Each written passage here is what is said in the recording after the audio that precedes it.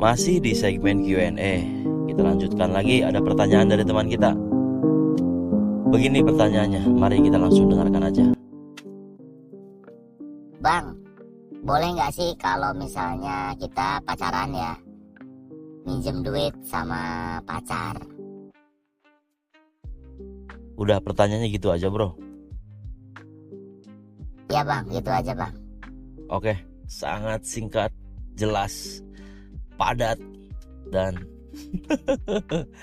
Oke, menarik, berbobot sekali pertanyaannya. Jarang-jarang ada pertanyaan seperti ini ya. Boleh gak sih meminjam uang sama pacar ya?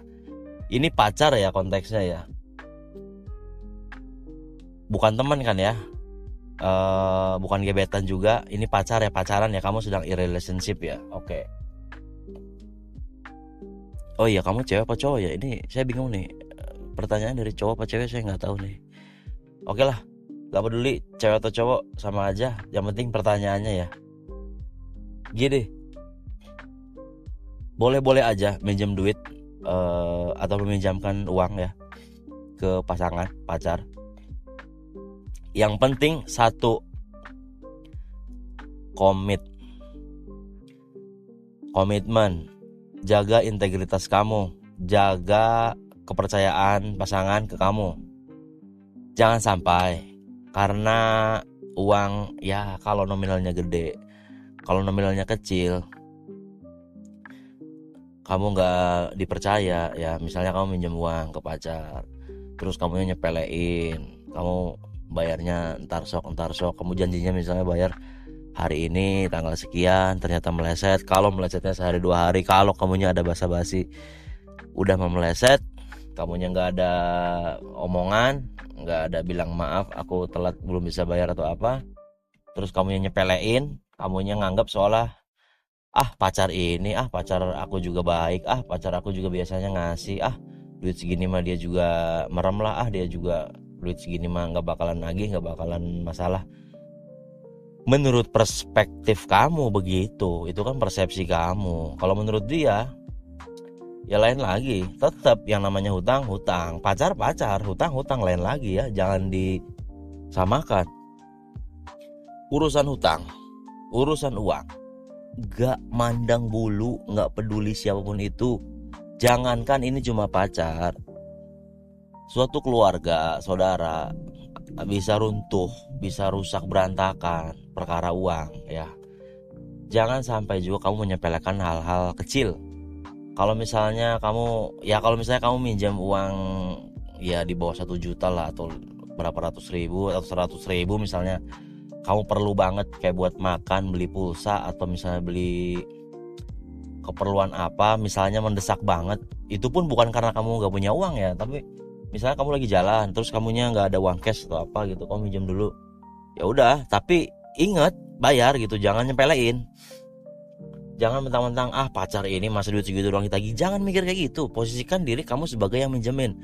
Kamu saat orang minjem duit ke kamu, bahasanya minjem ya, bukan minta, kamu pasti ada harapan orang itu bayar dong ya kan. Jangan nyepelein, walaupun sama pacar gitu loh. Jangan sampai gini, hubungan relationship kamu ya sama pacar kamu berantakan, rusak, apalagi sampai harus putus, terus endingnya jelek cuma gara-gara masalah uang. Boleh-boleh aja minjem duit ya, transaksi hutang pihutang sama pasangan gitu. Minjem uang atau meminjamkan uang ke pasangan boleh aja, nggak ada yang melarang. Yang penting tadi saya bilang di awal, komitmen. Yang penting punya integritas lah. Kalau punya hutang dibayar, kamu ada itikat baik sama pasangan. Ya syukur kalau misalnya kamu komitmen gitu kan, kamu minjem uang sama pasangan kamu terus dibayar tepat waktu, atau mungkin sebelum jatuh tempo, sebelum kamu janji tanggal sekian, kamu beberapa hari sebelumnya udah bayar, itu lebih bagus. Atau kalaupun meleset, kamu ada omongan, ada basa-basi lah, sorry, maafin aku belum bisa bayar atau apa. Cuman ya, kalau bagi saya ini, saya sih menghindari ya, sebisa mungkin saya menghindari soal minjem uang ya. Maksudnya saya misalkan harus minjem uang ke pasangan, kayaknya sih enggak ya, saya sangat menghindari itu karena takutnya gak enak dikhawatirkan misalnya saya pas nggak bisa bayar atau apa gitu, ada kendala ya, terus akhirnya si pasangan saya jadi ilfeel sama saya cuma gara-gara masalah itu, ya rusaklah semuanya. Tapi kalau misalkan pasangan saya minjem uang ke saya dan nominalnya pun nggak gede gitu, nggak misalnya masih di bawah 1 juta lah atau berapa ratus ribu, di bawah 500 ribu gitu, uang-uang kecil gitu ya. Kalau saya ada ya, kalau saya mampu, saya mau, ya udah saya pinjemin gitu. Tapi kalau untuk saya sendiri, kalau minjem uang ke pasangan kayaknya enggak deh. Saya menghindari itu ya.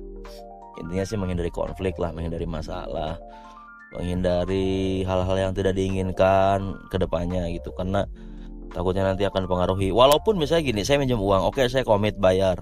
Tapi saya terus-terusan, saya sering minjem uang. Walaupun saya bayar gitu, saya komit gitu ya.